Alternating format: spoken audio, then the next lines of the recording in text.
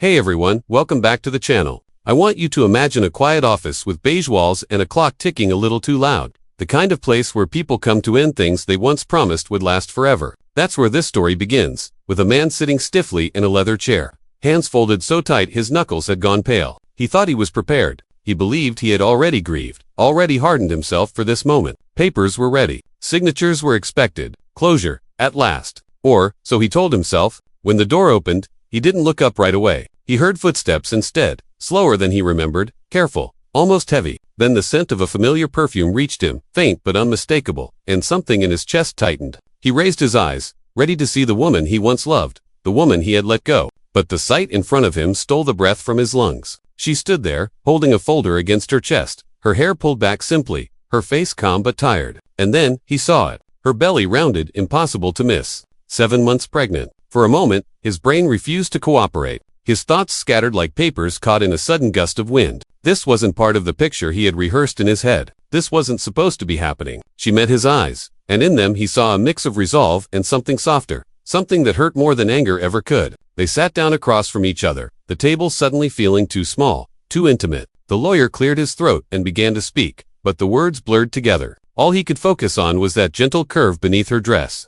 Proof of a life growing, proof of a future he hadn't known existed. He wanted to ask questions, 1,000 of them, but none of them seemed appropriate in that moment. So he stayed silent, frozen, while memories began to rise uninvited. Late nights, shared dreams, the day she told him she wanted children someday, the way she had smiled shyly, as if afraid to want too much. He had smiled back then, but fear had already been nesting in his heart. When the lawyer paused, she spoke. Her voice was steady, controlled, but he recognized the effort it took to keep it that way. She said she was there to finalize the divorce. She said she wanted it done today. She said she didn't want any delays. He finally found his voice, though it sounded foreign to his own ears. He asked, quietly, if the baby was his. The room seemed to shrink as she nodded once. Just once. Yes, the word hit him harder than any accusation could have. His chest tightened, and he felt something crack open inside him, something he had carefully sealed shut months ago. He remembered the last time they spoke, the argument that had spiraled out of control. He remembered telling her he wasn't ready, that his career was demanding,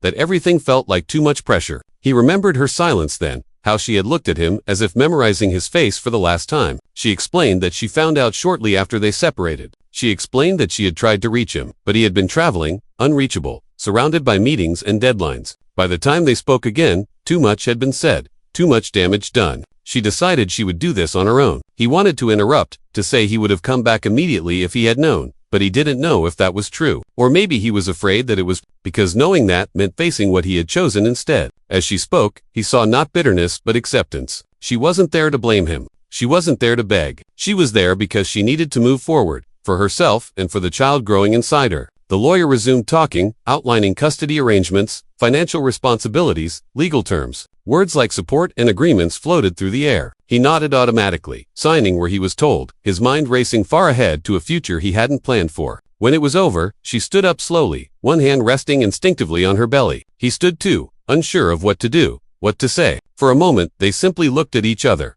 two people bound by history and now by something even stronger. He asked if she was okay. It sounded inadequate the second it left his mouth. She smiled faintly and said she was. She said she had learned to be strong. She said she had too. She turned to leave, and panic surged through him. He called her name. She paused, looking back, waiting. He told her he wanted to be involved. He told her he didn't know how, or what that would look like, but that he wanted to try. He told her he was scared, but he didn't want fear to make his choices anymore. She studied him for a long moment, searching his face for something. Maybe sincerity, maybe commitment. Finally, she said they could talk. Not promises, not forgiveness, just a conversation. And then she left. That night, he didn't sleep. He sat alone in his apartment, the silence louder than ever, replaying every moment of the past year. He realized how much he had hidden behind work, how he had convinced himself that providing financially was the same as being present emotionally. He saw now how lonely she must have felt, carrying not just a child but the weight of his absence. Days turned into weeks, and they began to talk. At first, the conversations were awkward,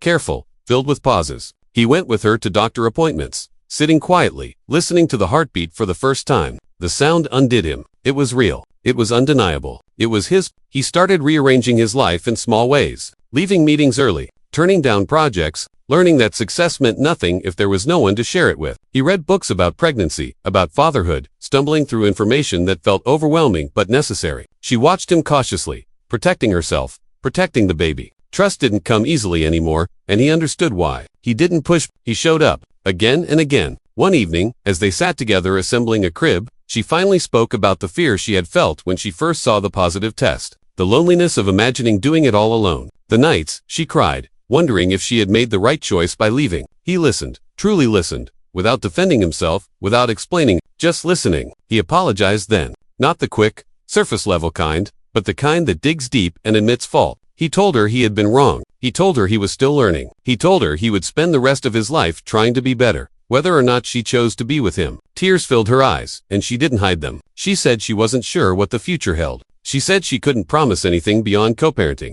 but she thanked him for being there now. As the months passed, the walls between them softened, not vanished, but lowered. They laughed sometimes, tentative at first, then more freely. They shared meals, stories, small moments that felt surprisingly natural. When the day came and she went into labor, he was there, nervous, pacing, his heart racing faster than his feet. He held her hand, whispering encouragement, awe, and fear mixing inside him. And when he heard the baby cry for the first time, he broke down completely. Holding his child, he felt a clarity he had never known. This tiny human didn't care about his titles or achievements. All that mattered was presence, love, consistency. He looked at her, exhausted but glowing, and felt a gratitude so deep it hurt. In the weeks that followed, sleep was scarce, patience tested, but something beautiful was forming. Not a perfect family, not a fairy tale, but something real, something honest. They didn't rush into labels or expectations. They took it day by day, learning how to be parents together, learning how to communicate in ways they never had before. Sometimes it was hard, sometimes old wounds reopened,